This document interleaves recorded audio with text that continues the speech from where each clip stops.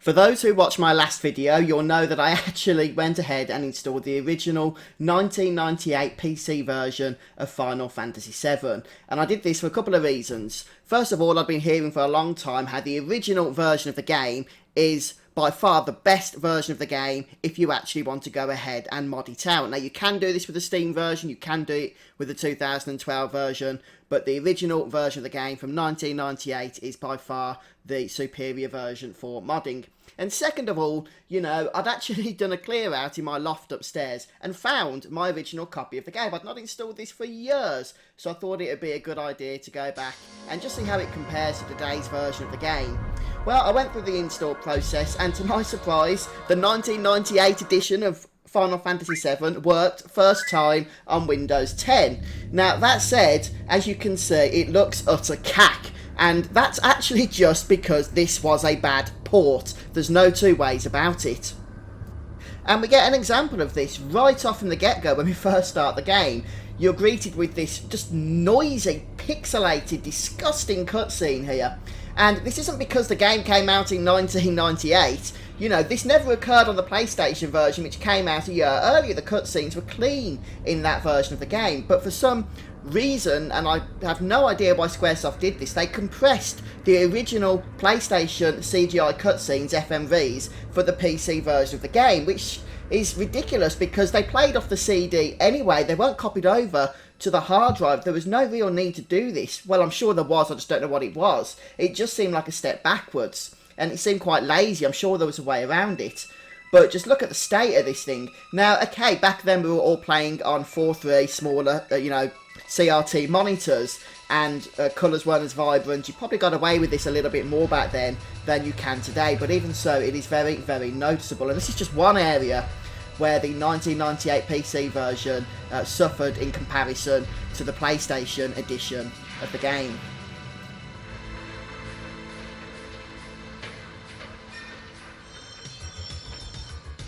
The next big disappointment was the music. Now, Final Fantasy VII has, in my opinion, arguably the best musical score for any game ever. I don't know what it is, I just love the music from this game. But you'd be deceived into realising how good this music is if you played the 1998 version of the game, because instead of the beautiful soundtrack that we got from the PlayStation game, we instead get these terrible MIDI files which just sound utter tripe. Just listen to this for a minute.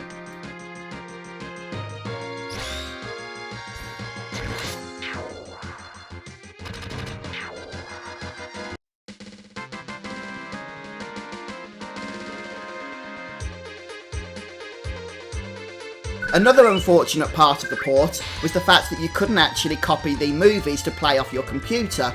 The FMV movies, that is, they would only play off the CD. And since the movies were quite sporadic throughout the experience of playing the game, CD drives would often, you know, go to sleep or whatever the case may be, and then you'd get tremendous lag every time an FMV needs to play while the CD starts spinning again. It was really quite disjointed and often took you out of the experience itself. That's if you could even get the FMVs to work. There were so many problems with them that people would just get black screens when the movie was supposed to be playing or whatever the case may be. And on top of the issues of the port, you also had the issues of the original PlayStation version brought across as well, such as the poor translations from the original Japanese language, and so on and so forth. The Japanese version of the game, for example, didn't instruct you to attack the guard scorpion while its tail was up, thus inflicting loads of damage amongst your party. For whatever reason, the English version didn't intend to do that, but it did. Fortunately, the 2012 and Steam release of the game did actually correct many of these issues to some degree. The FMVs are now the original FMVs as opposed to the compressed versions, and we have the original soundtrack included as well, with some of the translation issues corrected in the Steam edition also.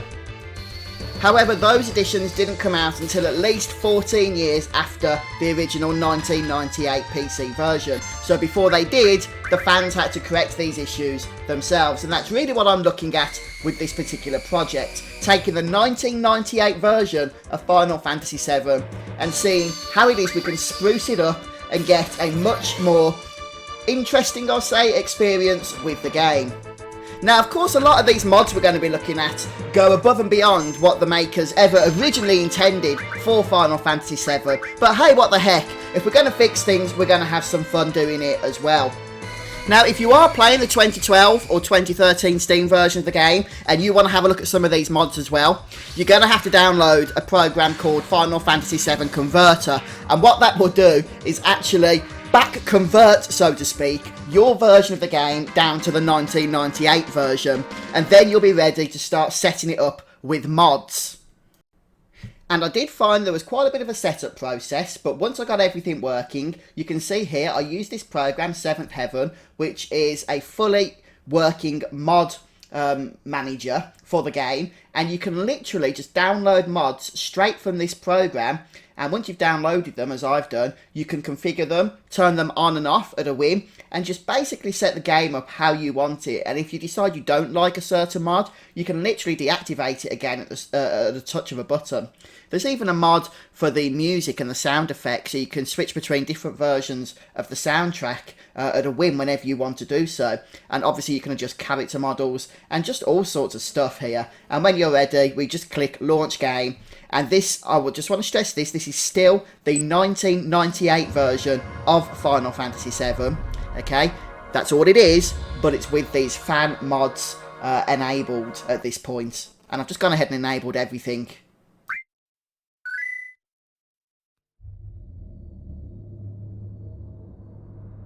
And straight away I noticed just a big difference with the cutscenes here. So these are now the original PlayStation cutscenes. One of the mods is that the creator actually replaced the FMVs with the proper FMVs that the game should have had from the get-go, really. And of course now the FMVs are running off the hard drive as well, not from CD, which basically means that there won't be any lag or FPS drops when the game comes to load them in the middle of the gameplay.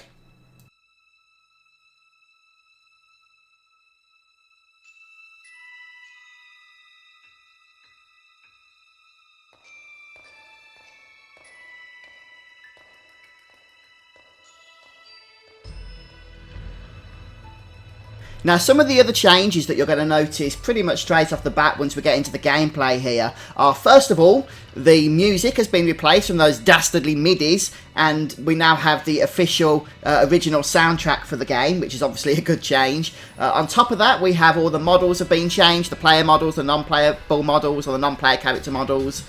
The pre-rendered backgrounds have had their aliasing removed to some degree anyway, so you can see that that's a little bit more smoothed out. And also, one of the bigger mods here is the Reunion mod, and this does a couple of things. First of all, it sprites up the interface, gives it a nice HD look to it, and you'll see that through the dialogue and the menu options and through combat as we go on here. But also, perhaps a slightly bigger change from this particular mod is that it completely retranslates the game. So all of the problems with the original translation have gone. Now, this is quite a controversial one. For example, the spells in the English version of Final Fantasy VII were not correctly translated from the Japanese version, which is why you have Bolt and Bolt 2 and Bolt 3 instead of Thunder, Thunderar and Thunderguard, which is what you should have had. So those changes are part of this mod as well. Now, even though that is the correct translation, I know a lot of players would not be used to that and would not enjoy that. So you can just turn those translations off and go back to the original translation if you wish to do so from that Seventh Heaven program. Although in my opinion it is worth keeping, especially if you played the game through several times and you just want to, you know, have a little bit of a change as you go through again. But that's one of the good things about using this setup. For the sake of showing this to you guys, I've just got everything turned on. But you can literally turn mods on and off at a whim whenever you want to. You do need to come out the game, of course, but you don't have to play exactly as I'm playing the game now. Or maybe you want new character models, for example, but you're not a big fan of the character models that I'm currently using. Well, there's multiple choices for you to pick from. So there's lots of options that you can engage with here. And the mods don't just replace the models of characters either, but also of enemies, which is interesting. For example, we're going to be seeing the Card Scorpion in a moment. And I really like this model. I think it's absolutely fantastic. So let's take a look at this.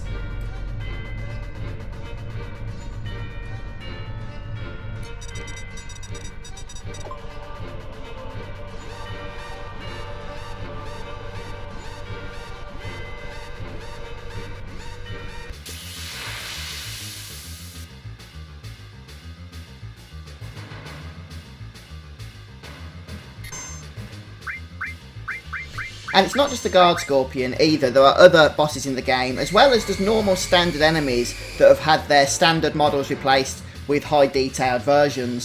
So for example, let's have a look at the custom sweeper here.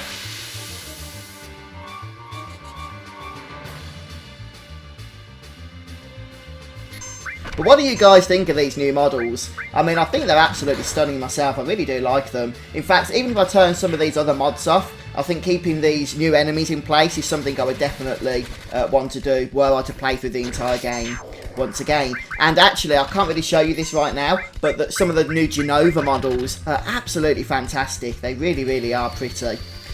And the other thing I want to show you as well with these mod changes is the world map.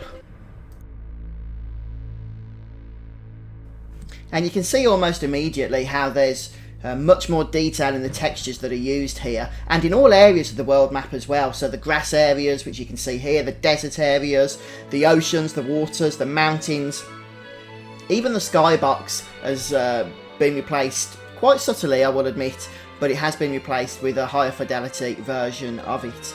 So a lot of the game has been changed in this way using these mods, and once again, just to clarify, you can turn on and off the ones that you want or don't want. So if you want to have the higher resolution battle textures, for example, or the high resolution world map textures, but you don't want the other, then, you know, just turn the ones off you don't want to keep the ones on that you do. Another area that's been modded quite heavily is in the mini games. So especially in terms of the interface for those mini games and a few other features as well. Let's just take a look at that. So here we have the infamous Chocobo Racing, but straight away you can see we've got a nice high definition interface at our disposal here, and this actually carries on when we start racing as well. And the reason why things are moving so fast here is you have to do a lot of Chocobo racing if you want to get your golden Chocobo. So there is a nice option in the mods that you can actually just double the speed that the Chocobo races go at, which means that you can get through all the races you need to do a little bit faster. But you can see there's some beautiful icons up there for each Chocobo, and just the interface itself has been improved, as well as Cloud's model as well. By the way, when you do Chocobo Racing with Tifa, you can also include a high resolution or high detail Tifa model to ride the Chocobo as well. And this is pretty much straight across the board as well when it comes to the mini-game. So here we have the Coaster Minigame, and to be honest, I could never get into this in the original Final Fantasy VII. I know you had to do it for one of the Limit Breaks Ares, I think, but I never really bothered with it because it just frustrated me so much. But I don't know what it is. I've actually been having a bit of a play about with it here, with this new HD interface, and I'm enjoying it quite a bit. So obviously the goal here is to get your high score as high as possible, and then you'll unlock rewards as you do so. But let's go ahead and have a look at the snowboarding quickly. But folks, please do let me know in the comments section what you think of playing Final Fantasy VII with these graphics and audio mods. And, you know, if there's a bit of a demand for it, I might even put out a tutorial as to how I actually got the game running like this and set up 7th Heaven. It can be a bit of a confusing process if you've not done it before. But if you guys want that, I'm happy to do it. Anyway, folks, I'm going to finish off here, so I hope you've enjoyed this peek at a modded Final Fantasy VII. This is the 1998 version of the game, but with all the mods that enhance it as of 2018. So thanks for stopping by today, guys. If you've enjoyed watching, please don't forget to leave a like and subscribe to my YouTube channel. I've always sucked at this minigame. Alright guys, take care. Goodbye.